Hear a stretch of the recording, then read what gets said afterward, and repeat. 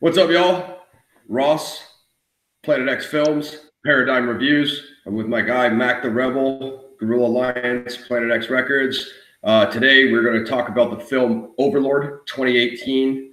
It is a World War II epic / horror film. And this one was pretty cool. You know, we were all pretty pumped up about the trailer when we saw this. I would say it actually delivered on expectations, unlike, you know, a lot of the stuff that we review here and we talk about on our radio show. And this one was pretty fire. So, Mac, you wanna take us in and what you tell about, or you want to just go into a summary? Let me know how you want to handle this. I mean, basically, this movie goes to the. I'm sure most people are familiar around the films of those times, the 70s and the 80s, Nazi exploitation type films. Mm-hmm. You know, this definitely is like a rebirth of it. You know what I mean? And kind of brings a mix of the grittiness and the action along with it. You know what I'm saying? So, yeah, man. I mean, I say this is one action-packed, thrill ride I enjoyed. Especially put in a World War II setting along with like the characters. Focusing on what the mission was on, and not unnecessary BS.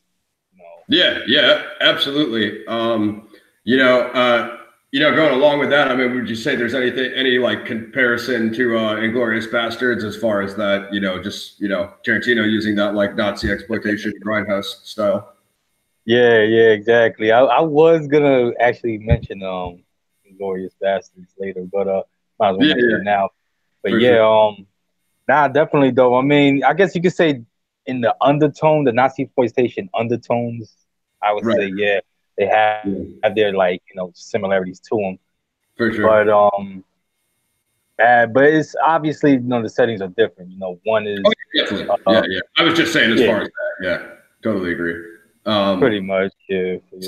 So yeah, I mean, it's pretty awesome. I thought a lot of things were done well. I do really like the character development and the whole intro scene. Like I was sold even just at the credits. Kind of the original way that they cut and edited those credits with the kind of World War II style artwork in the background of the fighter planes and stuff like that.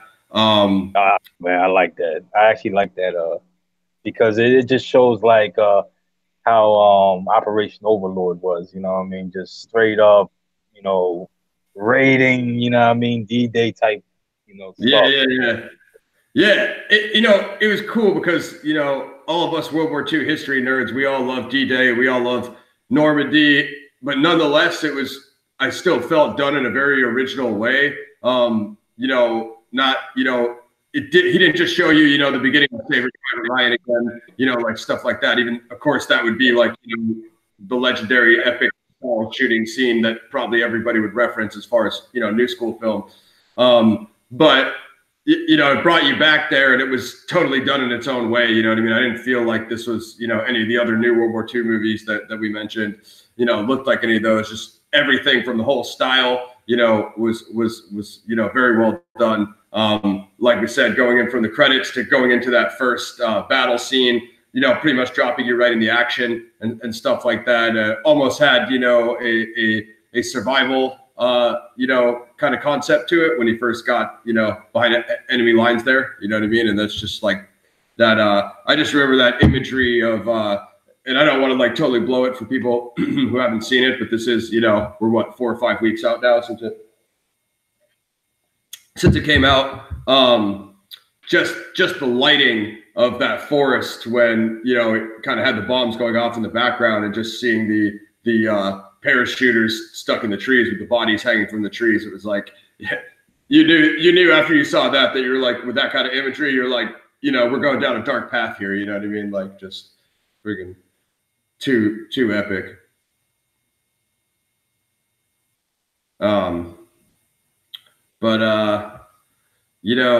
The other thing about it is that, Overlord, it's quite well done. And you guys will definitely enjoy this one, I think. other people have given it good reviews as well. Shout out to Mr. H. I know he enjoyed it. I know Gaz Visions from the Ancient Visions, our counterpart, also quite enjoyed it.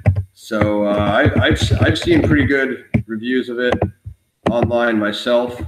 We can talk about those as well. I believe it's currently got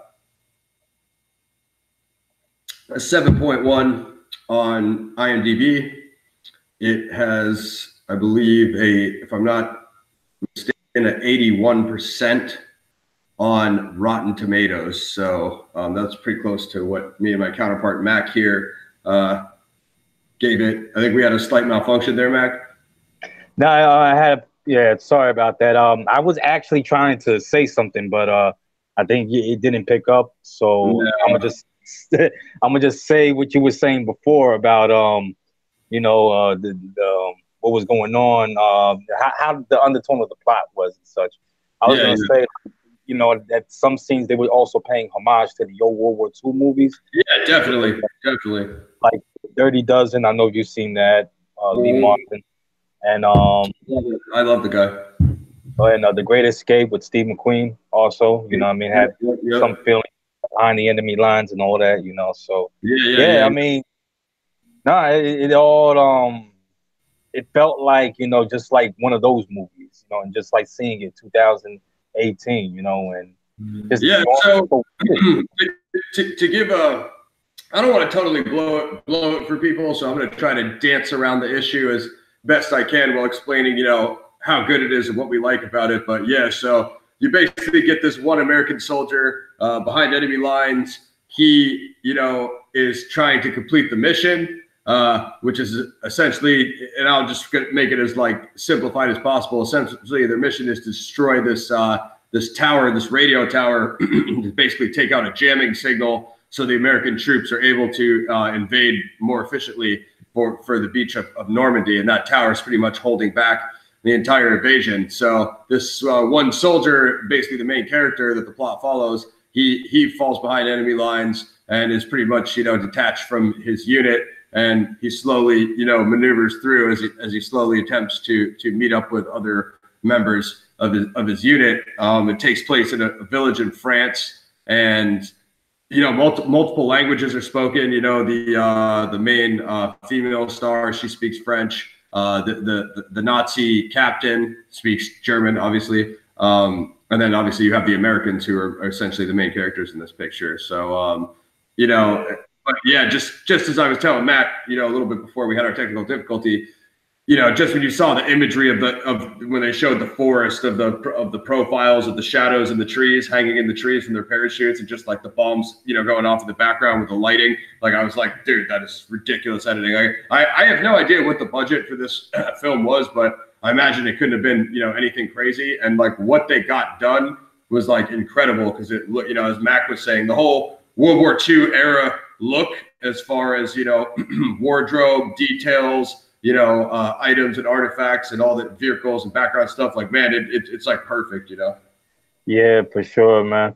You can also tell, like, they even, like, put some of the video game influences, like, you know, Wolfenstein in there, you know what I mean? Like, it had that, like, sort of, like, you know, that, you know, same Nazi exploitation type of, you know, detail that they put in there with, like, you know, the zombies and the monsters and such. You know what I mean? Yeah, so, sure. I mean, that's the other thing I want to address is people making the Wolfenstein comparison and calling it a Wolfenstein film and Wolfenstein Light. Like, I don't know. I mean, yeah. I'm not saying it's like one. I'm just saying, like, you know, it seems like, you know, reminds you, like, of certain details. You know? As far as, you know, what Mac was just saying, as far as the mood and the feel, I would say, yeah, absolutely. But like when people start saying Wolfenstein, you know, as Mac the Rebel can you know, vouch for me here, I'm probably the biggest Wolfenstein fanboy ever. Ridiculous. It's terrible. Like, it's like it's real bad. It's real bad.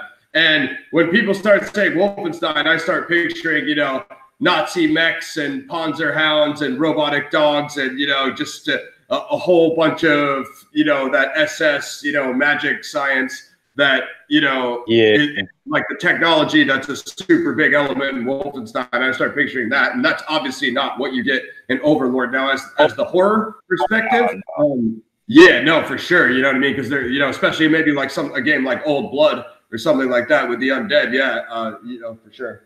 But I would say definitely though, like the dark undertoning of it, you know, and you know, the feeling of like, you know, Nazis trying to play God, you know. Oh yeah, for sure, definitely, absolutely. Yeah, so, Yeah, I would agree, definitely.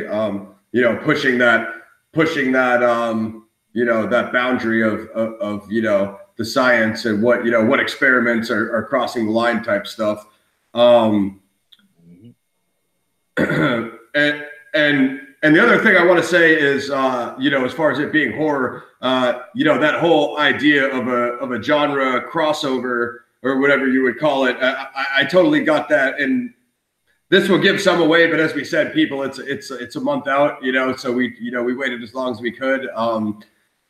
If you haven't seen it, I would definitely get down there and see it as soon as possible if you're into this sort of thing. But it did give me that, you know, Dusk Till Dawn 1 type of vibe of, you know, it starts out as one thing of being like a heist movie, like a crime heist movie. And then by the time they get to the destination, it turns into something else. You know, similar concept here in Overlord. You're strapped in for a long time and you're just expecting a World War II epic drama or whatever. You don't know what else because you haven't seen anything else. And when it crosses over to become something else, you know, they definitely, it's well timed. You know what I mean? And I always appreciate that. It makes it's like right off the bat, it's like I was already in anyway, and then it gets 1,000 times more interesting when it's like, oh, yeah, what's going on here? What's going on with these experiments? yeah, for sure, man. Especially like you know, especially when you have like a hero character and a villain character, you know, and obviously, you know, them being on opposing sides of the war and such, you know. Right. You know, once you're okay, his first, you know, his mission was obviously okay. He's he's the enemy. He's a Nazi. He has to go, you know, and we have to like, you know, do what we have to do in order to complete the mission, you know, and win the war. But then eventually, like you said, you know, it transforms and it becomes something totally unexpected. Some, you know what I mean, and that's when, you know, they turn the volume up on this, and you know with the back and forth rivalry, you know, like you said, it becomes personal, and you know what I'm saying, just because of what goes on in the earlier scenes, like you obviously have a vested interest in, you know, us being Americans and how we were taught history leading towards our side, you know what I mean, and just be like, oh yeah, you know, they've got to handle it. But man, once they dial it up, when he, you know, so he infiltrates that facility the first time and he does some reconnaissance scouting and comes back with the research. And man, as Mac was saying, when they go back, oh my gosh, once they dial it up, they dial it way up. You know what I mean? Like I just love every detail, how they find the other guy, and you know what I'm saying? He tries to help him and stuff like that. Like, and then all those escape scenes and that whole end fight, as you were saying, that's one of the best. For me, I can understand why you rated it as highly as you did, because that ending, you know me, I'm big on ending. You know what I mean? Like, I don't want to sit here for 2.5 hours and not have any payoff of just one of those endings of okay, we ran out of the budget, so just summarize it up with a little epilogue paragraph to scroll down the screen and then roll the credits. You know what I mean? Mac knows that I get pissed when I watch a 3-hour movie and it doesn't have the big payoff. So they got to give me the goods. That long, it has to have a payoff. And Overlord does, you know what I mean? The ending is absolutely fantastic. I loved it. So, you know, upon first watch, I've only seen it once now. I gave it an 8 to an 8.5. You know, and as I said, it does have high ratings online. And I know, Mac, you had it pretty high yourself. Yeah, I guess I'll stick to my guns on this one, man. I give it a 9 out of 10. You know, sure. I mean, I'm sure not too many will rate it that high, but you have to understand this has been like a movie that hasn't, something like this hasn't even been, you know, been waiting to be made. You know what I mean? Like, I've been waiting for something like this to come out for a while, and something gritty, something like, oh man, you know, like touching. You know, there's not too many scenes I could say where like, oh, they dialed that back, they edited it, like, Nope. You know what I mean? Exactly. Especially in the end, you know. The one thing, and I don't want to blow it for people that haven't seen it at all, but I guess we kind of have to address this of the supernatural element. You know, the quote unquote monsters. You know, I don't know. I don't know if I consider them zombies. You know what I mean? There's certain things that you expect with zombies. Like for me, they were more of like an undead. You know what I mean? But what do you think? Like, yeah, because you know, mentality changed, everything changed about them. Right. Yeah, exactly. And plus they were still like somewhat conscious of what was going on, you know? So it depends how you look at it. But like if zombies are mindless, you know, brain eaters and flesh eaters, you know what I mean? This is what you see in Overlord is a little bit more sophisticated, a little bit more evolved, you know what I mean? And I don't want to give away their formula serum of how they did it, but I think if you like horror, go see Overlord. If you like war movies, war epics, especially World War II movies, go see Overlord. If you like both, I don't know what you're not going to like about Overlord, because I like Mac likes both, and like you said, they give you both sides and they do it perfectly. You know what I mean? Exactly. Like I understand, like horror is not the most popular genre of these times now, but for sure. You know what I mean? Yeah, you got to give this one at least a chance for like you know, trying to touch within the horror vein, you know what I mean, and mixing it with the action vein, you know, and you have to see how they make, you know, how gritty they made it, you know. Right. It's almost like, you know, if Rob Zombie would have done this movie, you know, I think it would have been just as epic, but you know, yeah, it's actually pretty good though for what it was. What I did see from Mr. H's channel is they had Rob Zombie attached to a remake of The Blob, and they were going to, he basically had Blob Zombies. It was going to be a remake, but a totally reimagined remake. So it wasn't just going to be Blob 1.5. Like they had all new concepts, like they leaked some concept art, and one of them was like Blob Zombies, which, you know, maybe that would have been, you know, closer to something like an Overlord, you know what I mean? Which is just interesting. Yeah. I would love to see, you know, Rob Zombie do something like that as well. What people's criticism would be of Overlord, I think it's that it's a slow burn. You do need to strap in for about 45 minutes plus before you get payoff. But if you know, if you're a moviegoer, I'm assuming you can handle that, especially if you like a genre like sci-fi or horror that usually needs some plot building and development. But criticism that you have for it, Mac, of maybe what you would have liked to see, something else that was missed that you would have liked to see, or something you think could have been done better? I mean, for this movie, well, I mean, I guess you could say like, yeah, like the pacing, you know what I mean, could have been a little better at least. Yeah. I mean, I know it was a bit dragged out and all, you know, and I understand because they wanted to get like as much detail into the story as possible, you know, talking about everything in it. But yeah. Now for what it was, you know what I mean, I think the pacing could have been a little better, but you know, the action was like the right amount of action, you know what I'm saying? Not too much, same time, you know, enough. And you know, it had its level of grittiness and all that. I think the characters I mean, they're not the most memorable characters, you know, but still, though, when they head towards the end, I started to care for them a little. Yeah, so, I mean, the ones I liked were the main character, the American captain or whatever he was, platoon leader. Obviously, cool. Yeah, obviously the German captain. I mean, I thought he was a sick villain. That guy had an incredible. Oh, the villain. He was a good villain too. Yeah. Hey, man, like I mean, you need the villain to be, you know, more interesting in order for being gut-wrenching piece of shit. And the French girl, you know what I mean? I thought she had a good performance as well. So I mean, again, it's horror. You know, we're not giving out Oscars here, but you know, I liked what I saw. And final thought, just because I know people are like conspiring about it on the internet. For me, this is whatever, because I'm all about a good standalone movie, one and done. It was awesome. You know, I don't want to see every movie have unnecessary reboot pulls and drag it out and ruin it. But is it something you would like to see more of? Would you want to see Overlord 2 if you had the option, or how would you call it? Exactly. Yeah, it's not an Oscar winner, but I could tell you for sure it is a very entertaining movie. So, yeah, go watch it. So would you want to see a sequel if you could, or like, are you good on one? Or? If they came with a sequel, well, they would have to know exactly what to do with it, you know what I mean, or how to go about it. But they'll have to make it better. You know what I mean? Yeah, agreed. Yeah, I mean, for me, I think they got it done in one. But if they could, there are, I think, concepts that you could develop on for for more. I think could be done. Yeah, but And yeah, you know what I mean? Like you said, like they have ideas in there, you know what I mean, which they can like lead up to a sequel. So, right. For sure. Who knows? I mean, So it happened with that one movie that you mentioned for me. It had Stevenson in it. They were fighting Nazi type zombies. Yeah, Outpost, right?